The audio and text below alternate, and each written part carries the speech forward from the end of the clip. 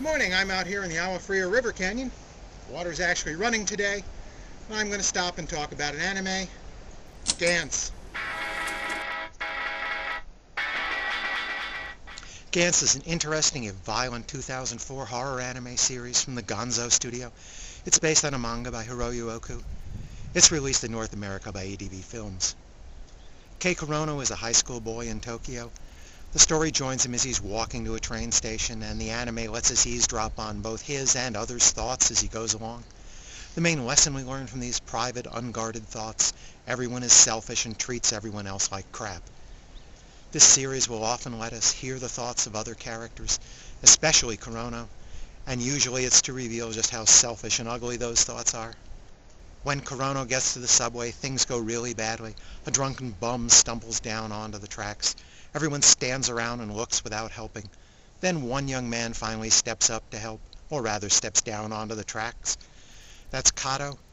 It turns out Kato also happens to be an old friend of Kurono's, and when Kato spots Kurono up on the train platform, Kurono is shamed into going down onto the tracks to help. It works out badly for both of them, as Kurono and Kato are both slaughtered by the next arriving train. Now that they're dead, you think things can't get any worse for them, but the next thing they know, Kurono and Kato are standing in a small bare room with a big black sphere and a handful of other people standing around. Not exactly their or our expectations for an afterlife. Most of the people here are either incredibly rotten or just plain stupid. There are yakuza, crooked politicians, rapists, thugs, and assorted creepins.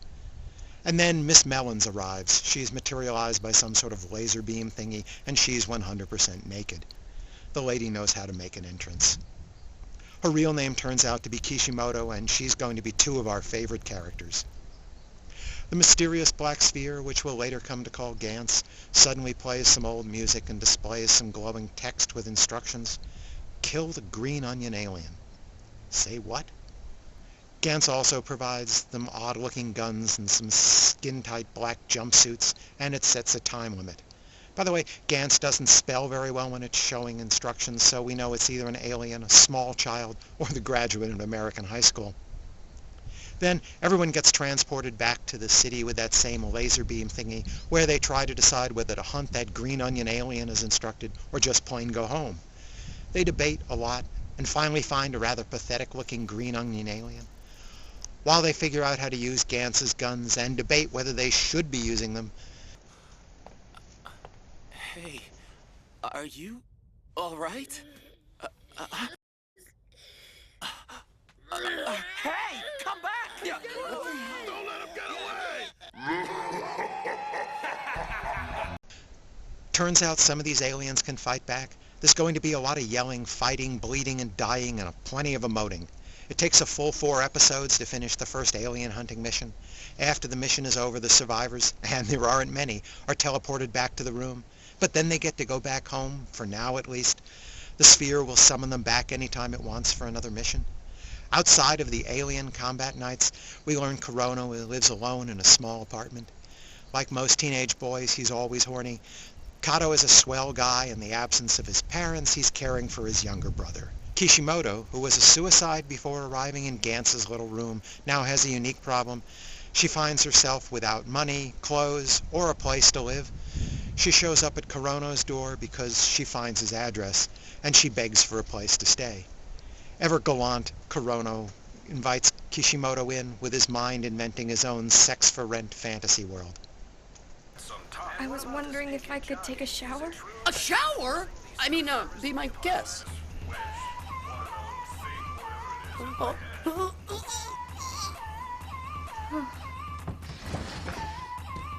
Hell yes! During this interlude in the normal world, we'll also start picking up the story of some new characters. Even back in their normal lives, it seems everyone we meet is either a scumbag, pump, or gangster, or stupid. Eventually, after 4 episodes in the real world, Gantz will summon the trio back to the room again. The sphere has brought in some fresh replacements to replenish their numbers with more just dead people. It turns out we've seen a lot of these additions already in the story. The second mission will occupy the final 5 episodes of the 13-episode first half of the series. The second half of the series spends more time on seemingly interminable fights with aliens and a little less time on life outside of Gantz's odd alien hunts. Gantz is happy to kill off its cast of characters, and it doesn't limit the carnage to just the red shirts. Some of the deaths will come as a real surprise. But when it's time to end the series, well, I could be charitable and describe the conclusion as simply enigmatic, but I think the real answer is they have no idea. So you're not going to get any answers to those questions you had. There seems to be only two types of people in Gantz's little world. One is selfish scum, criminals, thugs, yakuza, corrupt politicians, and psychopathic bullies. Those who aren't rotten human beings are stupid, weak, and helplessly ineffectual. The theme of everyone standing around and watching in a desperate situation, hoping someone else will act, as in the original crowd watching at the subway station, will replay several times throughout the course of this series. It's a pretty poor opinion these animators have of the human race. Despite the inherent violence in the alien hunting assignments, there's really not that much action in the series. A third of the story takes place in the real world, and even during the alien hunts, the characters would rather debate endlessly rather than act, which is why a single fight scene can take 4 episodes or more to play out. But when that action does happen, it's violent and very bloody. Gantz's bigger problem is the blatant stupidity of its characters. That's so mammoth it's distracting. You want to yell at the screen, often. Let's go back to that first scene where Kurono and Kato are down on the train tracks trying to escape from an onrushing train. Drop your stuff! I've got to keep the umbrella! Okay, there isn't a subway within 300 miles of here, and the last time I saw a subway was back in the 80s, so I don't know anything about the Tokyo Metro. But why can't they just pull themselves back up onto the platform? Ed and Al know how to do this. Telegori and Dayon know how to do this. Later on, there's some even sillier nonsense. The height of this is all the monologuing going on. The characters pick the dumbest times to wax loquacious, delivering long and often fatuous speeches while pointing a gun at an alien who's trying to kill them instead of just pulling the trigger. And what then, Kay? What happens if I do kill him? If I pull this trigger? Shoot the gun!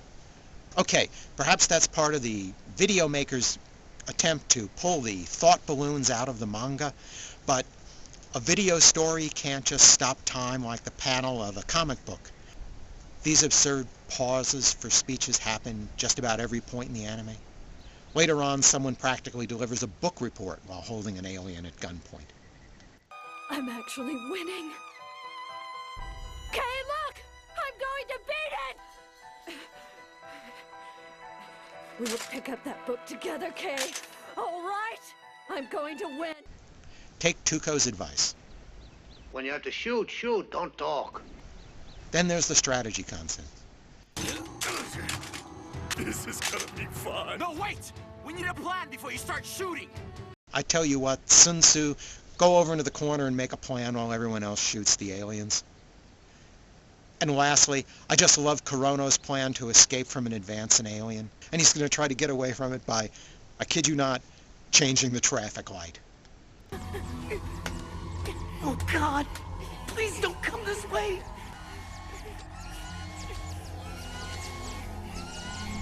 Would anyone think that would work? And if it did work, would you take this show seriously? Lastly, I found Kato to be a really annoying character. Creator Hiroyu Oku said in an interview on the DVD that he thought Kato was his favorite character.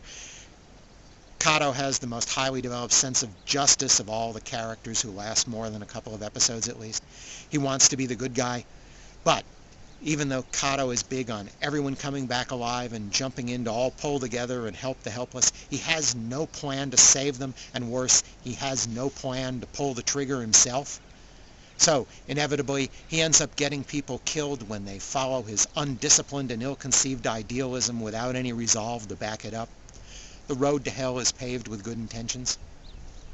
Gonzo's animation is pretty good here, but it does have some annoying tics. It uses their familiar CGI style, and that's a hit or miss affair here. When it works, it adds a nice natural flow and sense of place to the story. When it doesn't work, it looks stilty, like navigating through a video game. When the traditional 2D animated characters are combined with this 3D background they use, well, sometimes it looks like those characters are just 3D cardboard cutouts in a 3D world. ADV's English dub worked fine for me, preserving all the obscenity. I found Gantz to have an intriguing premise, but I'm only giving it 3 stars. It's dragged down by a cast of mostly despicable and stupid characters, sloppy pacing, and some annoyingly tedious speeches. ADV's DVD release includes some material that was too profane or violent to be broadcast on Japanese TV, strictly to ensure the artistic integrity of the work, I'm sure.